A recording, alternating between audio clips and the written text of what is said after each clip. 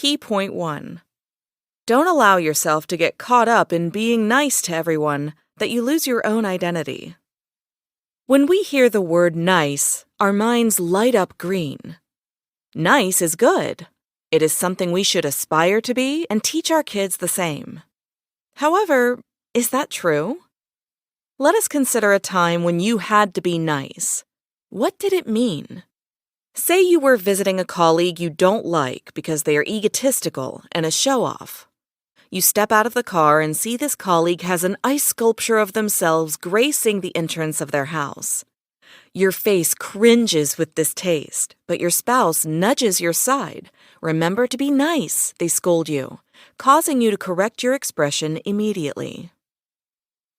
Being nice often entails putting up a dishonest front, so you don't hurt people's feelings. Can you explain what happens here? You walk up the stairs into the house, and you shake the egotistical colleague's hand with a smile and laugh dryly at all their jokes, when on the inside, you're rolling your eyes and wishing you could go home. Is this what it means to be nice? You take what you don't like and force politeness to fit in properly with society. Are you beginning to see the downsides of being nice now?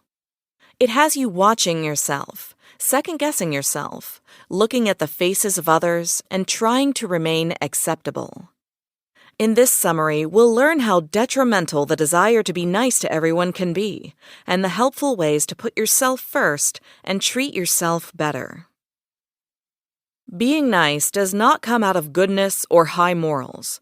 It comes out of a fear of displeasing others and receiving their disapproval. It's driven by fear, not virtue. Dr. Aziz Gazipura. Key point 2. Nothing terrible will happen to you outside the being nice model. You've probably never thought nice could be bad. Since childhood, it has been embedded in your brain that niceness equals goodness. If you have nothing nice to say, don't say anything at all. Be nice. Santa wants to know if you're naughty or nice. Don't you want to be on Santa's nice list? We all grew up this way. We believed being nice would get us good things: love, acceptance, and presents. Our parents and teachers encouraged us to suppress our anger, swallow our tears, and mask our disappointment. So we learned to bottle up our true feelings and put up an act to try to please everyone. There isn't any real punishment if you stop trying so hard to please everybody. Although the decision to bottle things up isn't healthy, it doesn't mean that being cruel and rude is a great alternative. Doing as you please, regardless of how it hurts others, is just as bad as disregarding your feelings. Irrespective of what Santa thinks, the opposite of nice is not naughty. The opposite of nice is not nice. It is a life philosophy that urges you to be authentic, honest, and just. It demands you stop putting yourself in the box of other people's expectations and not adjusting your personality and life choices to the image people have created of you. It means speaking your truth even when it may be uncomfortable for others, standing up for yourself, and protecting your boundaries, even when it means saying no to somebody. What do you say when people do terrible things to you that you no longer permit, and you snap, "I'm done playing nice"? Well, shouldn't that tell you everything you need to know? Essentially, you're saying, "I refuse to disregard my needs and wants just to make you feel good." In a nutshell, refusing to be nice is a process of liberation, rebuilding self-confidence, and breaking harmful directives we grew up with. It requires maneuvering, patience, and a desire to improve our lives. Key point 3. Being not nice is being true to yourself. Being not nice means staying assertive and confident, unafraid to voice a contrary opinion, chastise a wrongdoer, or say no. Being nice makes you pretend to be someone you're not for other people's satisfaction. It causes you to feel unseen by loved ones to whom you haven't been showing the real you. Your parents don't know that you disagree with several of their core values because you've never told them your views. When they say they love you, you can't help but feel this is a lie because they don't even know you. They see the image of you that you have shown them because you want their approval. To appear nice, we shelf our true selves and try to adopt an identity that pleases everyone. When you keep playing nice, you're simply molding yourself to fit into the space society has created, forcing yourself to be regular and conform to what the general public says is good. People somehow consider it unsociable to raise your head and speak when you disagree with what is displayed. Indeed, wanting to be liked is not a wrong thing. Human nature requires people to establish good connections with others to live in peace and prosper. It's when humans become obsessed and dependent on other people's opinions of them that it becomes a problem. People are ruled by fear of rejection and a hunger for approval when they play nice. They find themselves apologizing when in their own right. Sounds unfair, doesn't it? The nicer you are, the more uncomfortable and inadequate you feel. Some people can't even object to being assigned to the wrong seat or getting the incorrect drink. That is what niceness does to people.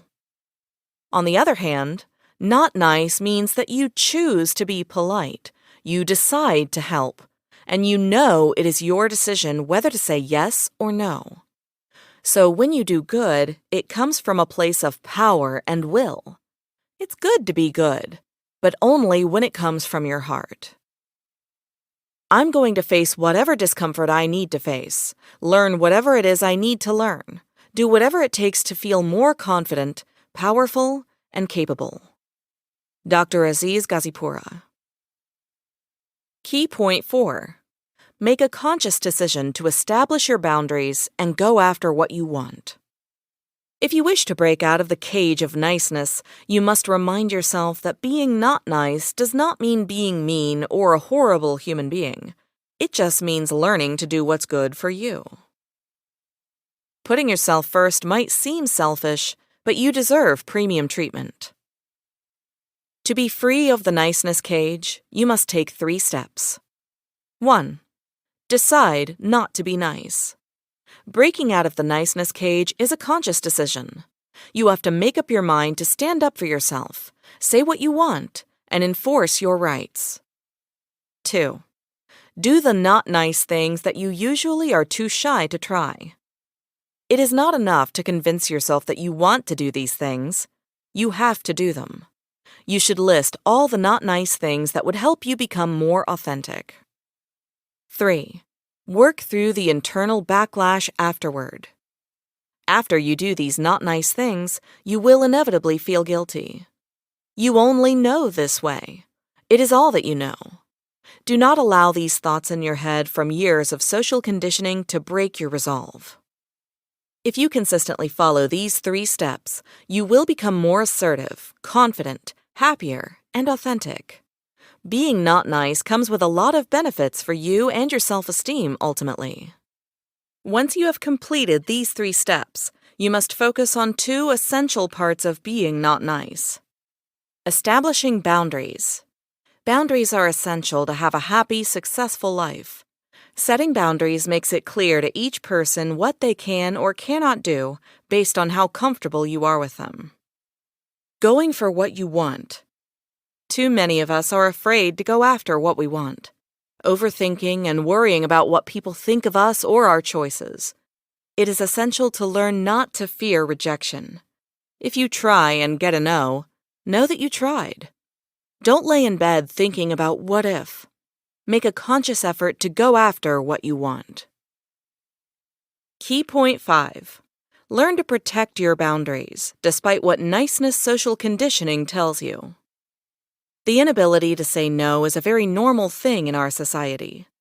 Imagine, you are heading to the elevator at work. You have 10 minutes left on your lunch break, and you don't want to spend them eating a donut in the kitchen. Your colleague runs up to you just before you hit the elevator with a pile of documents. She dumps them with you. Could you please give these to Bobby down in accounting? Thanks. Your mouth hangs open as she rushes back to her office, leaving you there. You don't have enough time for a detour, yet you can't stop her and say no. You drag yourself to accounting instead and miss your lunch break window. If you had stopped her and said no, you wouldn't be nice, but you would enjoy your donut. Saying no to things that will ultimately inconvenience you is part of self-development. Consider a friend who asks if they can use your house for a party on the weekend. You know you'll be put out, but you can't say no. That wouldn't be nice. So you end up spending your weekend miserable at a party you don't want. Your inability to say no will have you living your life burdened by someone else. When you say no, it liberates you. You will find that you feel so much freer. That is freedom from the cage of niceness. When you are finally free, you'll be amazed by how much inconvenience and discomfort you made yourself go through for the sake of being nice. You'll be surprised that more people will take it in stride than would get upset when you say no. More people would say, okay, and find an alternative. Understand that it is okay to say no when you don't want to and can't. This method is the ultimate definition of protecting your boundaries. To say yes is a choice, not a prerequisite. Did you know? The 8 main areas of self-care include physical, psychological, emotional, social, professional, environmental, spiritual, and financial. Most people don't think about it holistically. Key point 6. When you are finally free of the social conditioning of niceness, you will find your true self shining through. The results will be undeniable if you can get through the ups and downs of your not nice training. You will be your most faithful, most accessible, and most authentic self. You'll learn how to say no when it's uncomfortable for you. Communicating what you want to say will no longer be a problem, nor will exercising your rights.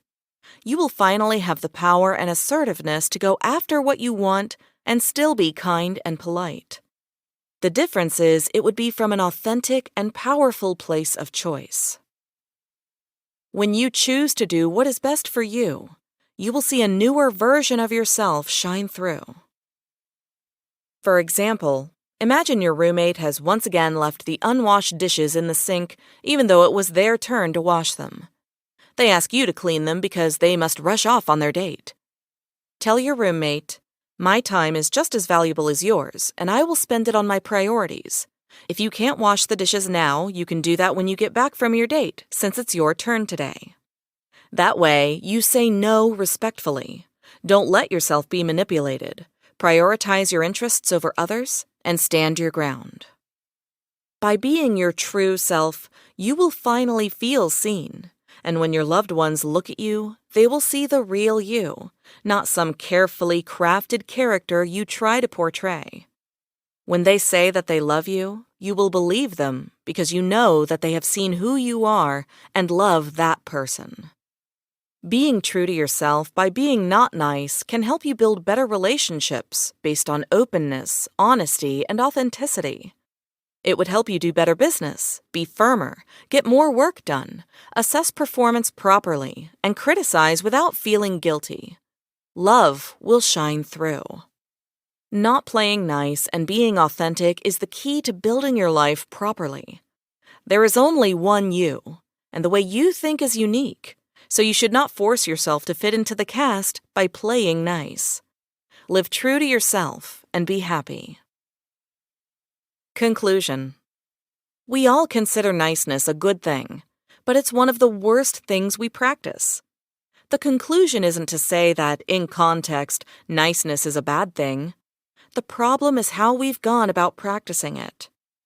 Be nice often means shrinking yourself and not upsetting the next person. Time and time we are forced to shelf our real emotions and act pleasingly toward society. This faux niceness robs us of our ability to be authentic for fear of being disliked or disapproved. However, practicing being not nice would make you assertive and decisive while remaining kind. Your authenticity will shine through in honesty, and people seeing this will trust in you and your kindness more than when you play nice, but deep down prefer not to be. If you wish to be your true self, free of society's shackles, You must start being not nice.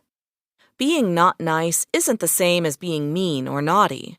It simply means refusing to curb your true self to be accepted or loved and doing the best for you.